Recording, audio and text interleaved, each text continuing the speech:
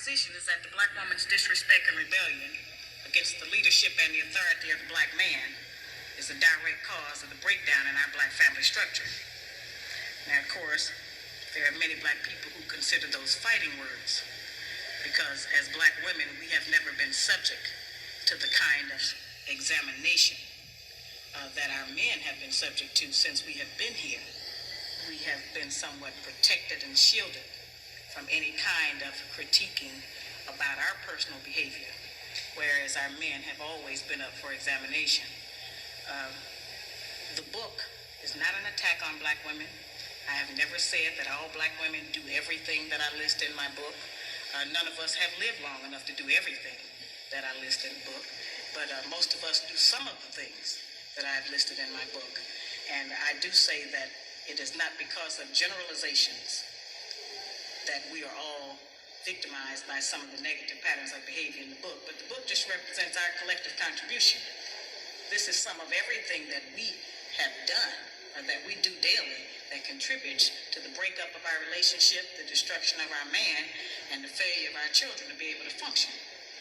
They did not tell us that all of that, being my own person and I'm independent, would lead to separation, loneliness, celibacy, and lesbianism. They didn't tell us that if you give up the man, you're going to take one of these things and it's worse and it will destroy your nation.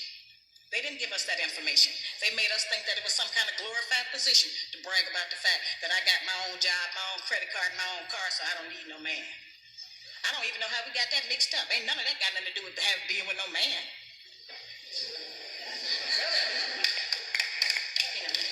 We have some serious relationship problems that nobody has been able to address us on because everybody wants to pretend that this is not going on.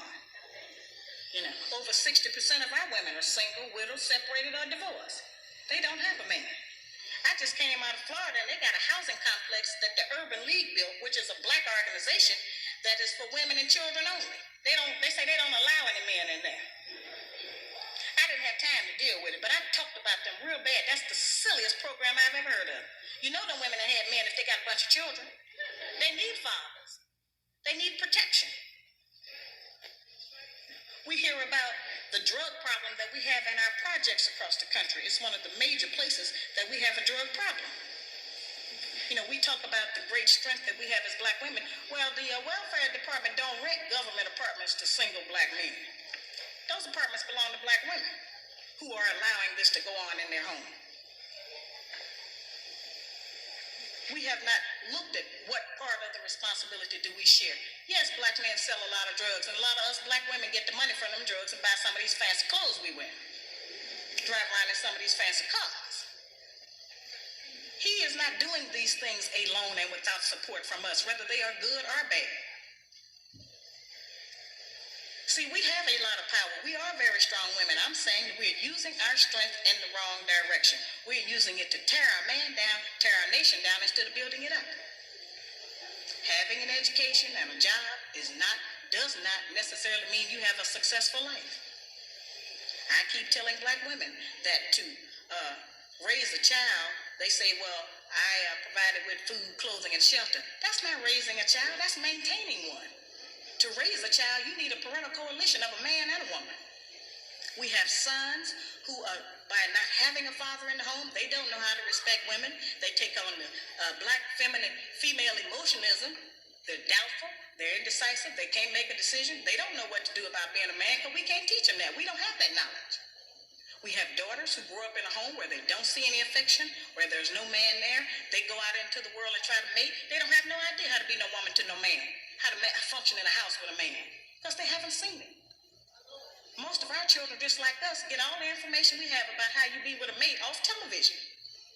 It's the only medium that shows us anybody being together. Those rules have not worked for us. The white woman's liberation movement, we don't have anything to do with that. We have not been under the control of the black man for over 500 years, so what do we have to get liberated from them from? They haven't been our boss. That's the white woman and her man. They're going through that, and that's their business. We don't have any business being in that. They only introduced it to break down the civil rights movement. Civil rights movement started with the black man, the black woman, and the black child standing together, trying to plead for freedom, justice, and equality, and more benefits in the country that they had to have built. They threw the white woman in there with the women's liberation movement and made it a woman against man thing. That created a big separation between black men and black women because then everybody started going for self. Then they bring the welfare system in and tell us in order to feed and clothe and house our children, we have to give up our man. You have to put the man out of the house. When the white farm wife goes to the government for subsidy for the farm, they don't tell her to get rid of the farmer. They keep that family together. But in the black community, they make it a requirement because they want to keep endorsing into the black community that the black man is no good and that he is not deserving of respect. He is not deserving of us letting him give us any protection or instruction, and that we are better than them.